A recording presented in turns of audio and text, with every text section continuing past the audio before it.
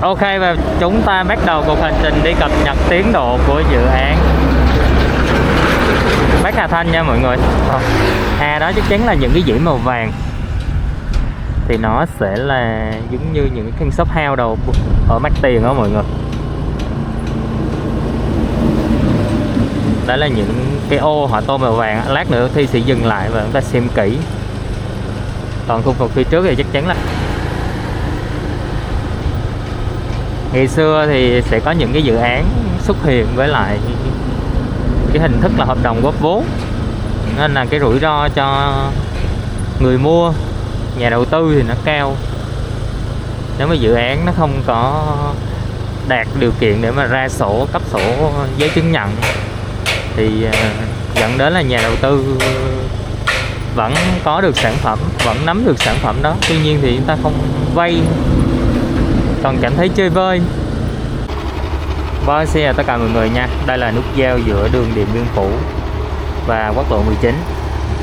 Thẳng hướng lên này thì chúng ta sẽ đi lên cầu Bà Di, và sắp tới thì Thi sẽ đi lên này để cập nhật cái tiến độ của Bắc Hà Thanh luôn. Bên này là cái đơn vị của đơn vị thi công đường Điện Biên Phủ nối dài đang dọn mặt bằng nè. Hy vọng là con đường này sẽ nhanh. Bây giờ chúng ta sẽ di chuyển lên khu vực Bắc Hà Thanh để xem cái tiến độ như thế nào nha.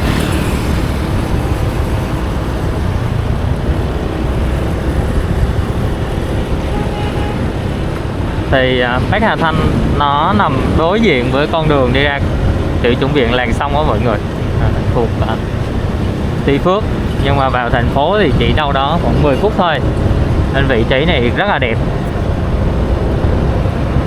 Bắc Hà Thanh là do chủ đầu tư Phát Đạt. Thì ở Quy Nhơn này thì Phát Đạt họ có 3 cái dự án. Nổi tiếng nhất đó là Nhân Hội New City, thứ hai đó là Cadia, và bây giờ là chúng ta đang đến với cái dự án là khu Bắc Hà Thanh. Thì khu Bắc Hà Thanh này là nó là một khu đô thị, có nghĩa là gọi là hoàn thiện luôn á, đầy đủ các tiện ích chức năng luôn á mọi người, nếu như triển khai đúng đủ nha. Nên có thể nó là một trong những cái lựa chọn rất là tuyệt vời dành cho ở, không quá xa thành phố, là không khí lại tương đối là trong lành, giao thông thuận tiện, cơ sở vật chất đầy đủ, tiện ích nhiều, gần như là đầy đủ luôn. Về mức giá thì đang ước chừng đâu đó khoảng từ 35 đến 50 triệu trên mét vuông, và có thể cao hơn đối với một số cái sản phẩm về kinh doanh dịch vụ. Nhưng mà trong thời điểm hiện tại thì nếu đưa ra mức giá này thì các nhà đầu tư có thể là sẽ cân nhắc ở các cái khu vực có mức giá tương đương, ví dụ như là khu vực tại Phú Gia thì mức giá cũng tầm khoảng từ 35 đến 50 đối với những cái vị trí thông thường, những cái lô liền kề trong mặt đường bên trong đó mọi người. Nghĩa là về mức giá thì tương đương đó. Rồi hoặc là khu Bắc Hà Thanh, khu Lê Thanh Nghị chứ, Hà Thanh 1 có mọi người, Hà Thanh 1, Hà Thanh 2 thì đó là những khu đất đấu giá hoặc là đất của trong dân để bán ra. Đây dùng từ trong dân tại vì nó có sở hữu rồi á. Và ba là khu vực An Phú Thịnh đó. Nếu mà so ra thì giá An Phú Thịnh hiện tại tầm khoảng 22 đến 35, mặc dù là chưa có thể ra sổ được, tuy nhiên thì xây dựng và ở được thoải mái, nên là cũng là một điểm mà chúng ta cần phải cân nhắc khi mà ta xuống tiền khu vực Bắc Hà Thanh. Thế nhưng mà về cái sự phát triển của dự án thì nếu như mà Phát Đạt làm thì về truyền thông, về sự nhận diện nó tốt hơn là đơn vị chủ đầu tư của khu đô thị An Phú Thịnh làm. Tại vì họ làm cũng khá lâu rồi, nhưng mà nó cũng không có sự thay đổi nhiều từ cái lúc mà bắt đầu bàn giao dự án đó mọi người. Hiện tại thì chủ đầu tư của An Phú Thịnh họ còn đang thực hiện một cái khu đô thị nằm trong cái dự án An Phú Thịnh đó luôn, đó là khu B2 của An Phú Thịnh đó. Nhưng mà về thấy cái tốc độ và truyền thông thì nó mang tính chất không rầm rộ lắm, kiểu quen biết thì hay tìm hiểu thì để ý thôi, còn nếu như mà bạn không chú tâm thì thực ra cũng sẽ không nhận diện được. Còn đối với Bách Hà Thanh này thì chỉ cần vài bài báo nổi trội là nó đã lên rồi.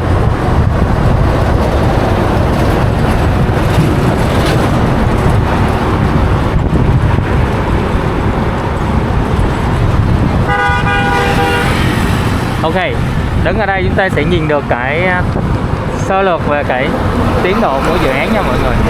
Đang ở trên cầu số 7, Hà Thanh 7 á mọi người. Đó, cái công trường nhìn đã không?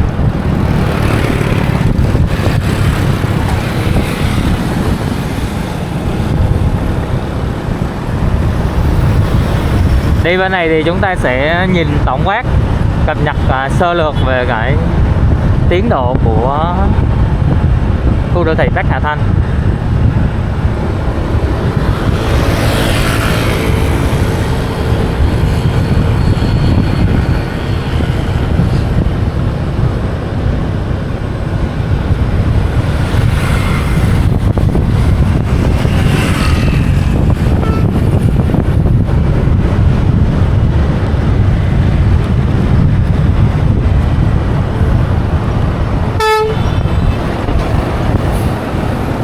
Ở đây thì xe san lấp mặt bằng ra vào nhiều, dẫn đến là cái giao thông ở trên đường này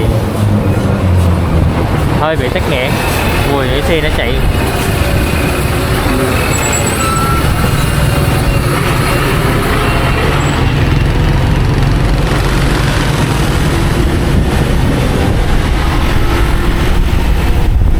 lấn nhau mà chạy mà.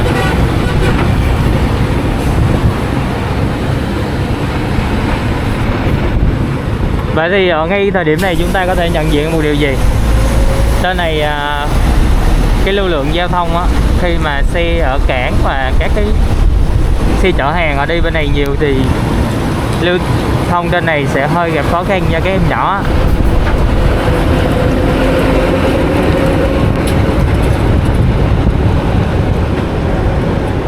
Nếu như mà trường học đồ là không trường học cấp 2, cấp 3 mà chưa xây dựng kịp ở khu vực này thì các em phải tự đi học ở khu vực các phường bên trong của thành phố Quy Nhơn á, thì phải tự đi thì nó hơi nguy hiểm nha. Còn nếu mà có bố mẹ chở thì không sao.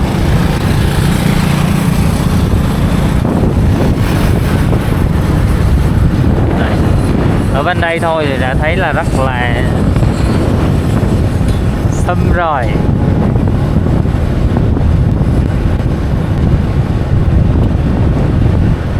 Tính ra là chủ đầu tư bây giờ quyết tâm đó mọi người, quyết tâm xây dựng á.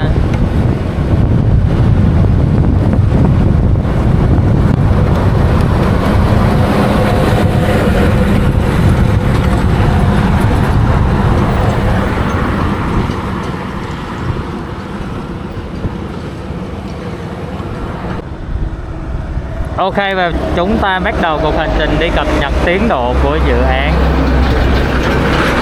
Bắc Hà Thanh nha mọi người, của chủ đầu tư Phát Đạt.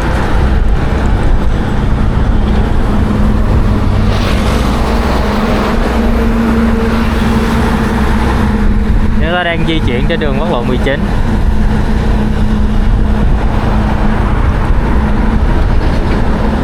Hồi đầu trước thì đoạn này khá là vắng, nhưng mà cái dự án này họ thi công á, thì lực lượng công nhân và các giám sát cũng như là ban quản lý công trình họ tới nhiều, nên là để đáp ứng nhu cầu thì các cái chỗ ánh sáng rồi nó bắt đầu xuất hiện rồi. Đấy. Và bây giờ chúng ta sẽ cùng nhau xem những cái tiến độ của khu vực Bắc Hà Thanh đây nha mọi người. Video trước thì mới có đổ móng thôi, video hôm nay thì đã lên được cái khung như thế này rồi. Ở đây thì để xem thử, chúng ta có thể nhận diện được cái đó là những cái dãy gì không? Đó chắc chắn là những cái dãy màu vàng thì nó sẽ là giống như những cái shop house đầu ở Mắc Tiền đó mọi người. Đó là những cái ô họ tô màu vàng. Lát nữa Thi sẽ dừng lại và chúng ta xem kỹ. Còn khu vực phía trước thì chắc chắn là khuôn viên rồi, không ai làm sát cái mặt đường ở bên này. Nguyên một dãy đang thi công. Nay theo quy định mới thì phải xây xong mới bán, hoàn thiện cái cơ sở hạ tầng xong mới bán được, nên là chủ đầu tư buộc phải làm đúng quy định thôi. Không có hợp đồng góp vốn nữa, phải đủ điều kiện để bán. Ngày xưa thì sẽ có những cái dự án xuất hiện với lại cái hình thức là hợp đồng góp vốn, nên là cái rủi ro cho người mua, nhà đầu tư thì nó cao. Nếu mà dự án nó không có đạt điều kiện để mà ra sổ, cấp sổ giấy chứng nhận thì dẫn đến là nhà đầu tư vẫn có được sản phẩm, vẫn nắm được sản phẩm đó, tuy nhiên thì chúng ta không vay, còn cảm thấy chơi vơi. Có một số chủ đầu tư đem dự án đi cầm luôn, rồi sau đó ngân hàng phát giấy nợ tới thì cũng rung thiệt. Đấy. Tất nhiên là trách nhiệm thì nó sẽ quy về chủ đầu tư, nhưng mà người mua tự không dưng bỏ tiền rồi còn phải nhức đầu nữa. Nên là mua dự án thì phải tìm hiểu cho kỹ. Nay thì luật của chúng ta về bất động sản, luật kinh doanh bất động sản, luật đất đai thì là ngày càng hoàn thiện rồi, nó sẽ ổn, không có vấn đề gì cả. Ở đây nha mọi người,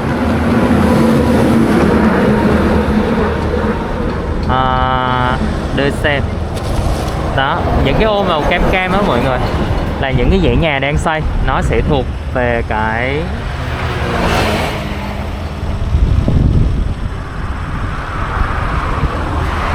về đất kinh doanh dịch vụ á mọi người, nên là đâm ra là nó sẽ được xây dựng trước nha.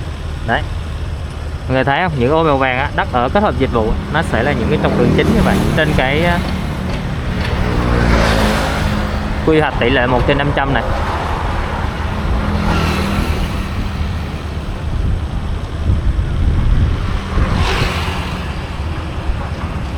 Ok, hôm bữa trước chúng ta có ghi nhận một cái lô đất chưa được giải phóng mặt bằng ở đây, thế là chưa được bàn giao lại cho chủ đầu tư, đang vướng bận cái vấn đề gì đền bù chẳng hạn, vấn đề không thỏa thuận xong thì chưa bàn giao, được cắm cột riêng.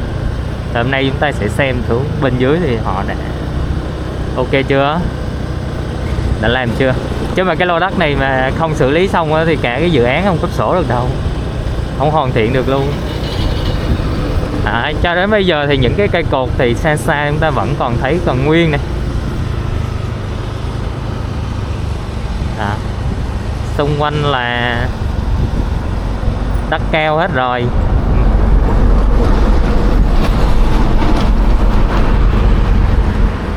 Đấy, vẫn còn nha, vẫn còn một cái khu nhỏ nhỏ đó mọi người. Hôm bữa trước thì không có mưa thì còn cái đất xanh, bây giờ thì mưa xuống rồi thì nó mất cái khu vực đó rồi. Đang có khu vực trống đấy. Chắc chắn là sẽ cũng hoàn thiện xong thôi, nhưng mà không biết là đến giai đoạn nào thì nó sẽ được xử lý xong. Nhưng còn chắc chắn là phải xử lý xong. Ok, và chúng ta vừa xem xong cái tiến độ của khu vực Bắc Hà Thanh. Bây giờ thì đi về thôi. Mọi người nếu không muốn xem đoạn phía sau thì có thể thoát ra được rồi mọi người. Đoạn này thì tranh thủ xuống xem thử là bên dưới DT639, đoạn nút giao giữa quốc lộ 19 và DT639 này đã làm tới đâu rồi. Để Bắc Hà Thanh sau này xuống tới này luôn nha mọi người, ôm trọn cái khu vực này. Nhưng mà làm tới đâu họ đền bù giải phóng mặt bằng, san lấp mặt bằng đến đó. Vị trí khá là đẹp.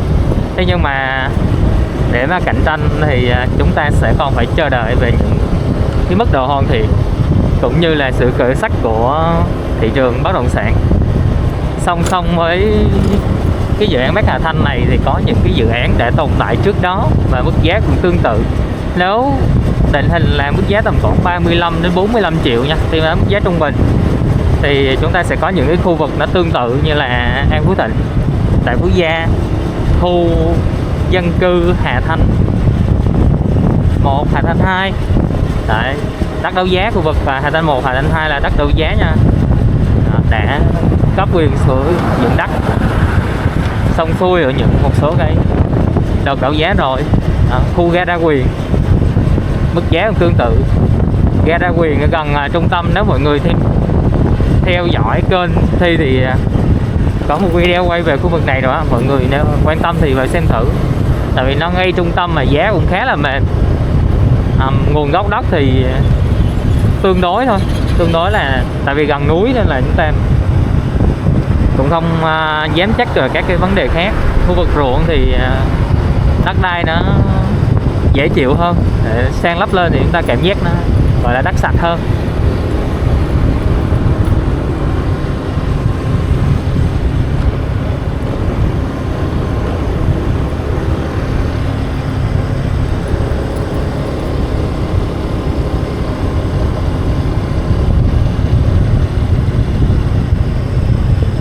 Vâng mọi người, hiện tại chúng ta đang đến với lại nút giao giữa DT639 và quốc lộ 19 nè.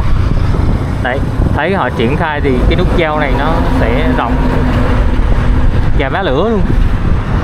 Bên đây nữa nha mọi người, đó là nguyên cái vòng xoay này á, họ sẽ làm thành một cái vòng xoay á, nó sẽ rất là lớn. Các cái dầm cầu được đổ rồi nhưng mà đất khu vực đường bên dưới thì chưa thi công kịp, nó vẫn ở những cái giai đoạn nhanh nhất. Hiện tại thì khu vực Nhân Phú, Nhân Bình đã có một số đoạn đổ nhựa rồi, đó là một điều rất là tuyệt vời. Nhưng trong trung tâm thì làm nhanh như vậy rất là ok, còn ở ngoài này thì chậm, nhận định là khá là chậm.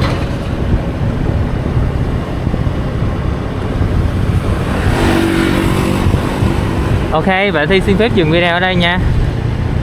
Hẹn gặp lại tất cả mọi người ở video sau, và rất mong mọi người cho Thi một like, một subscribe, một comment để video có thể đến với lại nhiều người hơn, cũng như là kênh sẽ phát triển nhiều hơn nha mọi người. Xin chào và hẹn gặp lại ạ.